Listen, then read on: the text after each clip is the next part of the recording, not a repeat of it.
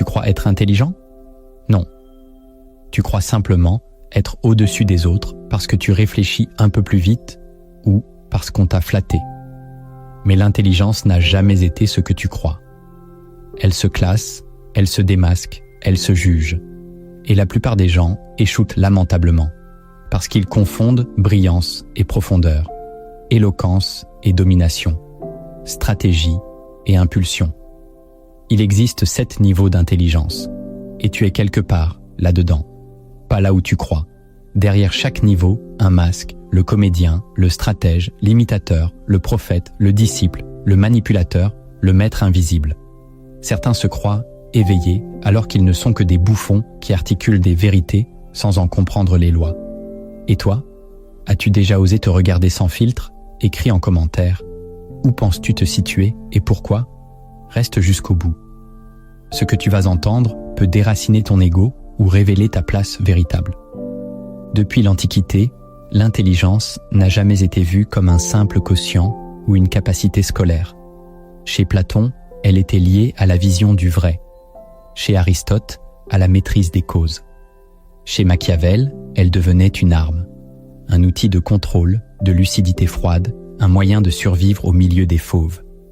Mais avec le temps, cette intelligence s'est affadie. L'époque moderne l'a diluée dans les diplômes, les opinions, les discours creux. On a confondu savoir et stratégie, mémoire et maîtrise. Les anciens parlaient de discernement, d'intelligence du réel, de lecture invisible du pouvoir. Aujourd'hui, l'intelligence est flattée, mais jamais éprouvée. Pourtant, dans l'ombre des textes oubliés, des penseurs comme Schopenhauer, Nietzsche, Kierkegaard ou Spinoza la définissaient autrement, comme un art de la perception intérieure. Ce que tu vas entendre ne vient pas d'une école. Cela vient d'un autre monde, celui que peu d'esprits osent encore explorer sans masque. Le premier masque de l'intelligence, c'est l'éloquence vide. C'est celui qui sait parler, manier les mots, capter l'attention. Il fascine, il brille, il impose le silence par son assurance. Mais il ne comprend pas, il répète, il cite, il structure, il construit des phrases creuses, avec la forme de la vérité, mais sans sa substance. Derrière ce masque, l'intelligence est tournée vers le spectacle. Il ne cherche pas à transformer, mais à convaincre. Ce masque se nourrit d'admiration et d'écho. Il ne supporte pas le silence ou la contradiction profonde. L'éloquence vide est dangereuse, parce qu'elle donne l'illusion de la maîtrise. Elle est souvent confondue avec la sagesse. Et dans une époque de bruit, elle est applaudie. Pourtant, au fond, l'éloquent vide ne comprend ni les mécanismes qu'il énonce, ni les conséquences de ses mots. Il parle pour exister. Et plus il parle, plus il s'éloigne de la vérité. Son masque devient sa prison. Le deuxième masque de l'intelligence, c'est l'accumulation frénétique. C'est celui qui lit tout, apprend tout, collectionne les idées, les citations, les concepts. Il se pense supérieur parce qu'il sait plus que les autres. Mais son savoir est horizontal, jamais vertical. Il n'intègre pas, il empile. Il vit dans la bibliothèque de sa mémoire sans jamais descendre dans les caves de son esprit. Ce masque séduit les esprits avides. Il rassure, il flatte l'ego intellectuel. Il donne une fausse impression de profondeur. Pourtant, cette intelligence est sans forme. Elle n'est ni opérante, ni stratégique. Elle ne tranche rien, ne transforme rien, ne construit rien. Elle ressemble à un grenier poussiéreux plein de livres non lus. Le vrai problème, c'est qu'il croit avoir compris parce qu'il a tout entendu. Mais il n'a rien digéré. Il vit dans le reflet des pensées d'autrui. Il est rempli, mais jamais fécond. Son masque est celui d'un érudit impuissant. Le troisième masque de l'intelligence, c'est l'ironie défensive. Celui qui critique tout, qui comprend les failles du monde mais ne propose rien. Il démonte les illusions des autres avec une lucidité froide, parfois brillante. Mais il reste au bord. Il regarde, il ricane, il juge. Ce masque cache une intelligence blessée, méfiante, repliée sur elle-même. Il voit clair, mais ne veut pas agir. Il préfère le sarcasme à l'engagement, le cynisme à la responsabilité. Il pense que dévoiler le faux suffit à être intelligent. Mais il ne construit aucune vérité. Il détruit sans créer, il observe sans transformer. Il a peur de s'impliquer, peur d'avoir tort, peur d'échouer. Alors il se protège derrière l'ironie, comme d'autres se cachent derrière la foi ou la science. Ce masque est valorisé dans notre époque, désabusé. Il fait rire, il impressionne. Mais il trahit une fuite. L'ironie défensive est l'armure d'un esprit lucide, mais stérile. Le quatrième masque de l'intelligence, c'est l'adaptabilité servile. Celui qui sait s'ajuster, comprendre les règles, plaire à tous les codes. Il réussit, il s'intègre, il avance. Mais son intelligence est caméléon. Elle change de couleur, sans jamais révéler sa peau véritable. Ce masque séduit dans les sphères sociales, politiques, professionnelles. Il permet de survivre, de s'élever, de séduire. Mais il a un prix, la perte de l'identité. L'intelligence devient alors stratégie de survie. Elle n'exprime plus une vision, mais une capacité d'adaptation. L'individu devient une fonction. Ce masque est difficile à repérer, car il semble efficace, performant, admirable. Mais à l'intérieur, il n'y a plus de colonne vertébrale. Il n'y a que des calculs. Cette intelligence n'ose pas affronter le réel. Elle le contourne. Elle ne confronte pas. Elle évite. Et dans cette souplesse permanente, elle s'efface. Ce masque peut t'amener loin, mais jamais à toi-même. Le cinquième masque de l'intelligence, c'est la complexité inutile. Celui qui pense que plus c'est obscur, plus c'est profond. Il complique tout. Il parle en couches, en spirales, en concepts opaques. Il se croit subtil alors qu'il est confus. Ce masque est très répandu dans les milieux intellectuels, universitaires ou spirituels. Il donne l'impression d'une intelligence supérieure, mais il n'est souvent qu'une fuite devant la clarté, car dire simplement exige de comprendre profondément. Or, celui qui porte ce masque ne veut pas être compris. Il veut être admiré, respecté, redouté. Sa pensée est un labyrinthe sans centre. Il fuit la lumière sous prétexte de nuances. Il perd l'autre dans les méandres de ses phrases pour éviter d'être démasqué. Et souvent, il ne se comprend même plus lui-même. Il croit penser, mais il dissimule. Ce masque fabrique des maîtres de l'abstraction, mais des esclaves du réel. Et l'intelligence y devient un brouillard sacré. Le sixième masque de l'intelligence, c'est la stratégie froide. Celui qui ne parle pas beaucoup, qui calcule, qui prévoit, qui attend. Il comprend les jeux de pouvoir, les failles humaines, les leviers invisibles. Il avance masqué, justement. Ce type d'intelligence est redoutable, car elle ne cherche pas à briller, elle cherche à contrôler. Elle lit entre les lignes. Elle devine les intentions. Elle se protège des émotions. Elle ne parle que pour orienter, jamais pour se dévoiler. Mais ce masque peut devenir une prison glaciale, car à force d'observer, de planifier, de manipuler, cette intelligence oublie la vie. Elle devient paranoïaque, méfiante, seule. Elle perd le goût du risque, la spontanéité, l'intensité. Tout devient calcul. Tout devient distance. Et derrière ce masque, il y a parfois un être blessé, qui a transformé sa douleur en outil de domination. L'intelligence devient alors une armure brillante, mais vide de chaleur. Elle fascine, mais elle ne guérit pas. Elle contrôle, mais elle n'aime plus. Le septième masque de l'intelligence, c'est le silence actif, celui qu'on n'attend pas, celui qui ne parle presque jamais, mais qui voit tout. Il ne cherche ni reconnaissance, ni pouvoir, ni supériorité. Il observe, il intègre, il traverse.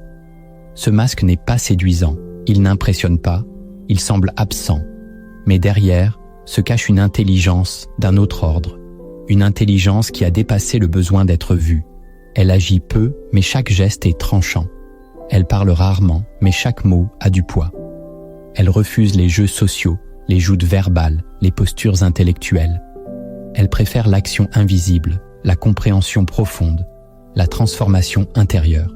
Ce masque n'est porté que par ceux qui ont brûlé tous les autres, ceux qui n'ont plus besoin de rôle, plus besoin de masque.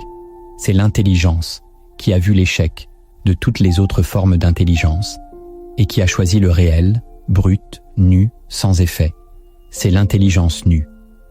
Celle qui sait et qui se tait. Écris en commentaire lequel de ces masques t'a le plus ressemblé et pourquoi.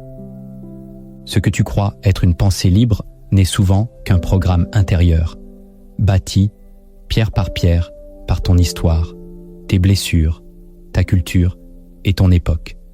Dans l'ombre de ton esprit s'élèvent des structures invisibles, des fondations mentales si anciennes que tu n'en vois plus les murs. Il est temps d'en cartographier les pièges silencieux. La première architecture invisible de la conscience, c'est le besoin d'avoir raison. Tu crois chercher la vérité, mais en réalité, tu veux gagner. Ce besoin est si profondément enraciné qu'il transforme chaque conversation en guerre, chaque désaccord en menace. Il ne s'agit plus de comprendre, mais de prouver que l'autre se trompe. Cette architecture se construit dès l'enfance, à travers les récompenses données à ceux qui donnent les bonnes réponses, à ceux qui ne doutent pas, à ceux qui brillent par la certitude. Et une fois adulte, tu continues à alimenter cette structure sans t'en rendre compte. Tu lis pour confirmer, tu écoutes pour répondre, tu analyses pour défendre ton image. Même dans la spiritualité ou la philosophie, ce besoin d'avoir raison contamine tout.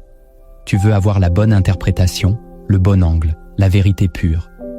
Mais ce que tu cherches vraiment, c'est la supériorité morale.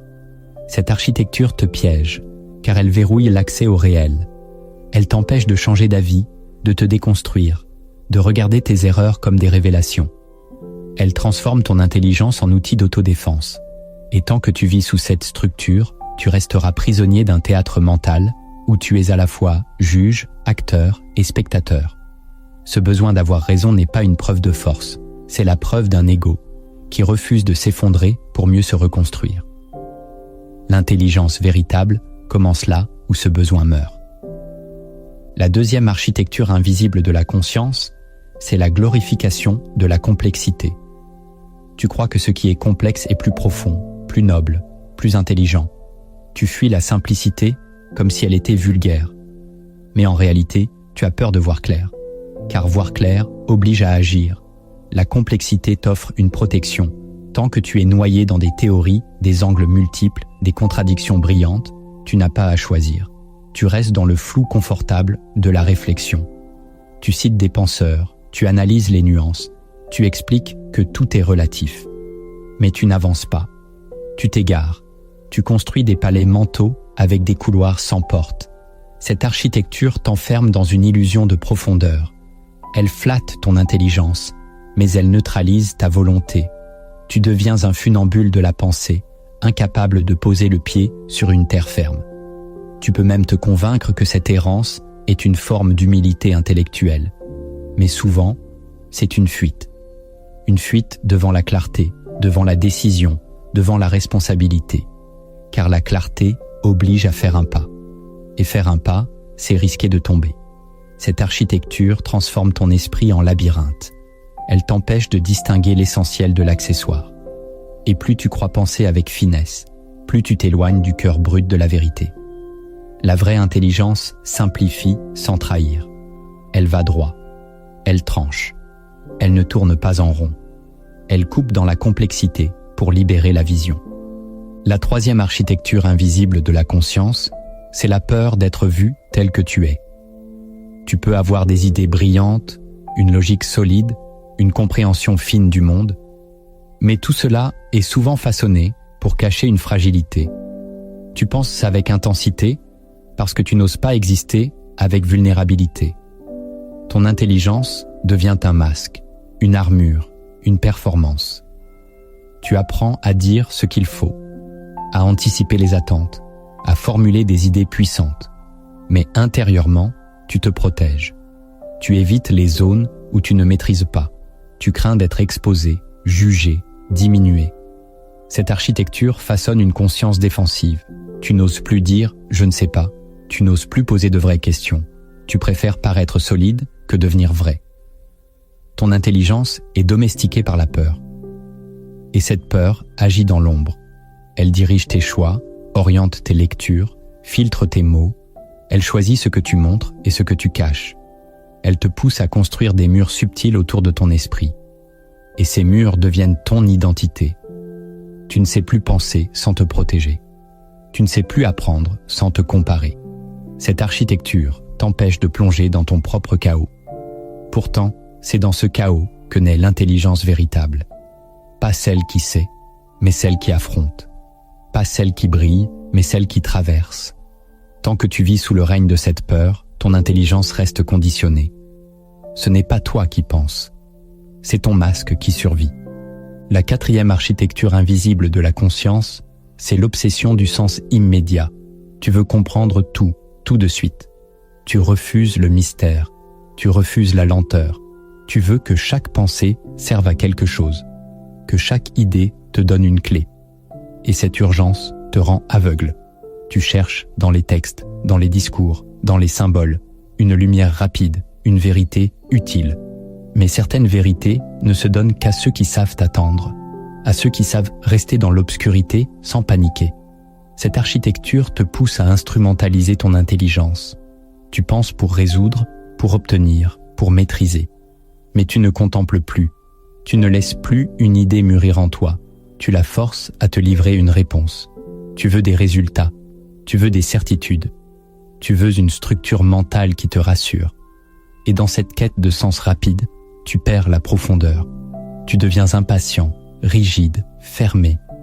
Tu refuses ce qui ne se plie pas à ton besoin de compréhension immédiate. Tu passes à côté de ce qui ne s'explique pas, mais se révèle. Cette architecture t'éloigne de l'intelligence contemplative, de l'intelligence silencieuse, de l'intelligence qui accepte de ne pas savoir. Et c'est là que se loge la sagesse. Ce n'est pas la pensée qui exige des réponses, qui devient sage. C'est celle qui ose rester dans la question. La 5e architecture invisible de la conscience, c'est la fusion avec son intelligence. Tu crois que ce que tu penses, c'est ce que tu es. Tu ne fais plus de différence entre ta conscience et tes constructions mentales. Tu t'identifies à ton analyse, à ta logique, à ta vision du monde. Et dès que quelqu'un contredit tes idées, tu te sens attaqué dans ton être. Tu n'as plus de distance intérieure. Ton intelligence est devenue ton identité. Et cela te rend fragile, car tu défends ta pensée comme on défend un territoire. Tu ne peux plus écouter vraiment. Tu n'acceptes plus de te contredire. Tu n'as plus la souplesse d'un esprit vivant. Cette architecture crée une rigidité intérieure dangereuse. Tu penses pour te maintenir en place, pas pour évoluer. Tu penses pour protéger ton image mentale, pas pour découvrir autre chose. Et chaque fois que tu es confronté à une pensée étrangère, tu te crispes, tu rationalises. Tu cherches à détruire l'autre au lieu d'écouter ce que sa différence peut t'apprendre. Ce piège est subtil, car il donne l'impression d'être fort. Mais c'est une forteresse mentale qui t'isole. La véritable intelligence ne se prend pas pour la vérité. Elle est capable de se regarder, de se dissocier, de s'effondrer pour renaître. Penser sans s'identifier à sa pensée, voilà la clé de la conscience libre. La 6e architecture invisible de la conscience, c'est la recherche du miroir. Tu ne penses pas pour voir, tu penses pour être vu. Tu ne cherches pas la vérité, tu cherches à refléter une image de toi-même que tu crois acceptable, brillante, supérieure. Chaque idée devient une vitrine, chaque réflexion, une vitrine de ton identité. Tu dis ce que tu veux qu'on perçoive. Tu analyses pour que l'on dise de toi, il est intelligent. Tu construis une conscience décorative. Tu passes plus de temps à penser à ce que ta pensée va produire dans le regard de l'autre qu'à explorer ce qu'elle bouleverse en toi. Cette architecture est sociale. Elle s'est ancrée à travers les réseaux, les validations, les applaudissements. Tu finis par penser pour plaire, même subtilement. Tu choisis les lectures qui te valorisent, les arguments qui te positionnent, les idées qui te différencient. Mais tout cela est calibré. Tu ne descends plus au fond, tu restes en surface brillante. Tu crois être libre, mais tu es guidé par l'image de toi que tu veux entretenir. Et cette image te dévore. Elle te prive de l'inconfort nécessaire à toute croissance. Car la pensée réelle est sale, conflictuelle, instable. Elle oblige à mourir intérieurement. Mais ton miroir n'aime pas cela. Il veut te garder intact, poli, cohérent. Tant que tu cherches à penser pour paraître, tu ne penseras jamais pour devenir. et il n'y aura pas de véritable transformation. Seulement un perfectionnement esthétique de ton illusion. La 7e architecture invisible de la conscience, c'est la peur de perdre le contrôle. Tu crois que ton intelligence doit tout encadrer, tout structurer, tout comprendre. Tu as peur du chaos, peur de ce qui échappe, peur de ce qui est plus vaste que toi. Alors tu bâtis une conscience surveillance. Tu observes tout, tu anticipes tout, tu interprètes tout. Tu refuses l'inconnu, l'imprévu, la faille.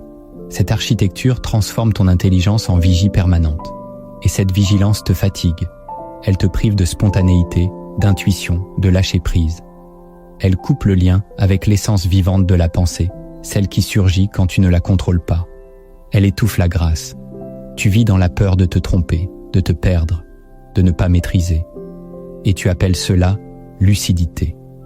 Mais en réalité, c'est une terreur masquée. Ce n'est pas ta conscience qui veille. C'est ton insécurité qui gouverne. Tu ne veux pas penser librement. Tu veux penser en sécurité. Cette architecture t'empêche de descendre dans l'abîme fertile où la pensée devient révélation. Car là, il n'y a plus de garantie. Il n'y a plus de plan. Il n'y a plus de repère. Il n'y a que le feu. Et ce feu, tu le redoutes. Pourtant, c'est lui qui brûle les fausses certitudes. C'est lui qui libère la conscience de sa propre prison. Écris en commentaire, laquelle de ces structures mentales dirige encore ton intelligence sans que tu ne t'en rendes compte. Détruire un conditionnement ne demande pas de le comprendre, mais de l'éroder par l'expérience. Ce que tu sais ne suffit plus. Il faut maintenant agir contre tes propres automatismes. Ces techniques ne cherchent pas à t'améliorer. Elles cherchent à t'ébranler. Car seule l'érosion du mental hérité peut ouvrir la voie à une intelligence souveraine. La première technique d'érosion du mental conditionné, c'est l'observation sans commentaire. Elle paraît simple, elle ne l'est pas. Elle consiste à regarder, ressentir, écouter, sans formuler de jugement intérieur. Tu entres dans une pièce, au lieu de dire « c'est beau » ou « c'est mal rangé », tu regardes sans penser. Tu écoutes quelqu'un parler. Au lieu de préparer ta réponse, tu le laisses résonner sans filtre. Tu regardes ton visage dans un miroir. Au lieu de l'évaluer, tu le contemples. Cette pratique brise la mécanique automatique du mental qui commente tout. Elle te montre à quel point tu es prisonnier de ton opinion sur tout ce que tu vois. Elle te confronte à un silence mental inconfortable mais libérateur. Car tant que tu juges, tu n'apprends pas. Tu projettes, tu interviens, tu déformes. Cette technique crée un vide. Et dans ce vide, tu redécouvres la perception brute, nue, vivante. Tu remarques des détails que tu ne voyais jamais. Tu ressens sans interpréter. Tu existes sans performeur. Ce geste simple détruit une première couche, celle du mental bavard. Et plus tu pratiques, plus tu sens à quel point ce silence est une porte. Une porte vers une conscience plus vaste. Mais attention, l'ego résiste. Il veut commenter, comprendre, cataloguer. Retiens-toi, observe, respire. Laisse l'instant s'imposer à toi sans le couvrir de bruit intérieur. C'est dans ce silence que commence l'intelligence réelle. La deuxième technique d'érosion du mental conditionné, c'est l'inversion volontaire des réflexes. Tu identifies une pensée ou un comportement automatique, puis tu fais l'inverse. Si tu as l'habitude d'intervenir vite dans une discussion, tu te tais. Si tu juges souvent quelqu'un, tu cherches un angle de compréhension. Si tu évites un inconfort, tu vas vers lui. Ce n'est pas une discipline morale, c'est un sabotage stratégique. Tu attaques le programme mental par contradiction. Tu provoques un court-circuit dans tes automatismes. Et dans cette brèche, quelque chose d'inattendu surgit. Un choix libre. Tu n'obéis plus à ta structure. Tu la défies. Cette technique est violente pour l'ego, car elle le force à se voir. Elle t'oblige à regarder ta peur d'avoir tort, ton besoin d'avoir raison, ton impulsion à fuir. Mais plus tu t'y confrontes, plus la structure s'affaiblit. Tu reprends du territoire.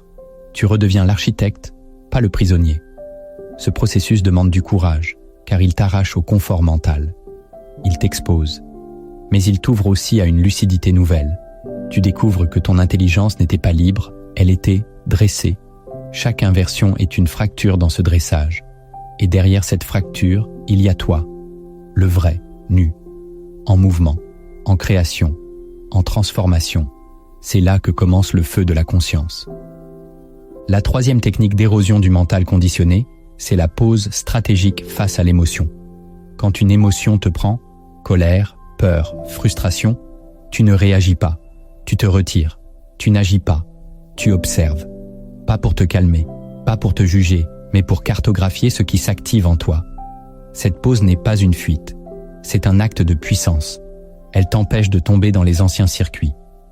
Car l'émotion est souvent le déclencheur du programme. Tu te mets en colère, tu répètes des phrases apprises, tu as peur, tu protèges ton image. Tu es frustré, tu accuses l'extérieur. Dans tous ces cas, tu ne penses pas, tu réagis, tu rejoues un scénario. Mais si tu poses une pause, tu déjoues le scénario. Tu crées une distance. Tu regardes la colère sans la nourrir. Tu accueilles la peur sans la fuir. Tu écoutes la frustration sans t'y noyer. Et cette distance te rend libre. Elle casse la chaîne. Tu n'es plus l'esclave de l'émotion. Tu deviens son témoin. Et ce témoin, c'est la conscience nue. Ce témoin voit tout. Il juge rien. Il agit juste. Cette technique te redonne la souveraineté sur toi-même. Elle ne t'endort pas. Elle t'éveille. Mais elle demande de la présence, de l'attention, de la fermeté. Elle exige que tu ne sois plus une marionnette de ton affect, que tu acceptes de perdre l'intensité immédiate pour retrouver la clarté intérieure. Cette pause est une épée. C'est elle qui tranche les chaînes invisibles du mental émotionnel. La quatrième technique d'érosion du mental conditionné, c'est la réduction volontaire des mots. Pendant une journée, tu parles moins, tu expliques moins, tu justifies moins, tu laisses des silences là où tu aurais parlé. Tu retires les phrases inutiles, les anecdotes automatiques, les avis que personne ne demande. Ce n'est pas du mutisme, c'est une rééducation de l'expression. Tu forces ton mental à ralentir. Tu observes ce qui reste quand tu ne parles pas pour exister, quand tu n'utilises plus la parole pour combler le vide. Tu ressens le besoin de parler, monter en toi, et tu le regardes sans l'honorer. Et là, tu découvres quelque chose de troublant. Le silence est un miroir. Il te confronte, il t'éclaire, il révèle l'agitation permanente de ton mental. Tu réalises combien tu te caches derrière les mots, combien ton langage te sert à éviter la conscience. Cette technique est rude pour les extravertis, mais elle est essentielle pour tous. Car parler tout le temps, c'est penser sans pause. Et penser sans pause, c'est s'empêcher de voir. La réduction volontaire des mots crée un vide fertile. Et dans ce vide, chaque mot retrouvé devient une lame, une parole claire, une pensée affûtée. Cette technique t'apprend à te taire avec autorité. Pas pour t'effacer, mais pour redevenir maître de ta voix intérieure. La cinquième technique d'érosion du mental conditionné, c'est l'écoute inversée. Tu choisis un sujet sur lequel tu es certain d'avoir raison et tu écoutes profondément l'argumentation opposée. Tu ne réfutes pas, tu ne prépares pas de réponse, tu accueilles, tu essaies sincèrement de comprendre. Cette pratique est une violence douce. Elle ne te demande pas d'abandonner ta vision, mais de la fissurer, de voir où elle devient défense, fierté, enfermement. L'écoute inversée casse la logique de guerre mentale. Elle te montre que derrière toute idée que tu combats, il y a une expérience humaine, une logique interne, un monde que tu refuses de visiter. Et tant que tu refuses, tu restes cloisonné. Cette technique ne cherche pas à te convaincre, elle cherche à t'ouvrir. Elle ne cherche pas à te changer, mais à t'agrandir. Elle te force à reconnaître que ton intelligence, aussi brillante soit-elle, est partielle, limitée, conditionnée. Et cette reconnaissance n'est pas une faiblesse, c'est une force. C'est elle qui te libère de l'arrogance mentale. C'est elle qui t'ouvre à une pensée plus vaste, plus humble, plus féconde. L'écoute inversée est un acte de puissance tranquille. C'est le choix de grandir au lieu de gagner, d'évoluer au lieu de dominer, d'aimer la vérité plus que ton image mentale. C'est dans cet espace que naît la conscience authentique. La sixième technique d'érosion du mental conditionné, c'est l'écriture sans filtre. Tu prends un cahier et tu écris ce qui te vient, brut, sans chercher à être profond, sans te corriger, sans vouloir te comprendre. Tu écris comme on crache un poison, comme on vide une tension, tu laisses ta pensée se dévoiler dans sa forme la plus brute. Tu verras, très vite, ton mental voudra reprendre le contrôle. Il voudra structurer, censurer, formuler joliment. Ne l'écoute pas. Continue. Écris sans relire, sans t'arrêter. 10 minutes, 20 minutes. Plus tu écris, plus tu vas voir apparaître des phrases que tu n'assumes pas, des pensées que tu croyais avoir dépassées, des colères, des hontes, des désirs. C'est là que le travail commence, car cette écriture est un miroir de ce que tu refuses de penser consciemment. Elle déterre les sédiments. Elle expose les automatismes. Elle t'oblige à regarder ce que tu caches sous ta pensée brillante. Tu crois penser librement? Regarde ce que tu écris quand personne ne lit. Là, tu verras ta vérité. Et cette vérité est ton point de départ. Tu ne peux pas libérer une conscience que tu ne veux pas voir dans sa nudité. Cette technique est une saignée mentale. Elle ne te rend pas plus intelligent. Elle te rend plus réel. Et c'est dans ce réel que l'intelligence peut renaître. La 7e technique d'érosion du mental conditionné, c'est la confrontation au vide. Tu choisis un moment. Et tu t'assieds, sans téléphone, sans musique, sans livre, sans intention. Tu restes 10 minutes, 20, 1 heure. Tu ne médites pas, tu ne respires pas consciemment, tu ne fais rien. Tu t'exposes au vide. C'est brutal. Le mental hurle, il cherche une occupation. Il te bombarde d'images, de souvenirs, de projets. Il veut s'agiter, tu ne bouges pas, tu observes, tu laisses passer. Cette technique est une agression pour le mental conditionné, car il ne sait exister que dans le faire, le penser, le produire. Il est incapable d'être, et c'est précisément ce que tu lui imposes, l'être pur, sans justification, sans habillage. Ce vide agit comme un acide, il dissout les constructions mentales artificielles. Il révèle l'agitation permanente à laquelle tu t'étais habitué. Il te montre l'envers de ton intelligence, son incapacité à rester là, sans mission. Mais au fond de ce vide, quelque chose d'autre peut apparaître. Une lucidité nue, une clarté non construite, une conscience sans contenu.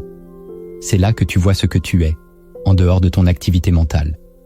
C'est là que commence la vraie puissance, celle de l'intelligence qui ne dépend plus du bruit. C'est là que le silence devient ta force. Tu croyais peut-être que l'intelligence se mesurait en savoir, en raisonnement, en capacité à convaincre ou à s'adapter. Mais tu sais maintenant que ce n'est pas le cas. Tu as vu les masques. Tu as traversé les architectures. Tu as touché du doigt les mécanismes invisibles qui façonnent ta manière de penser, de réagir, d'interpréter le monde.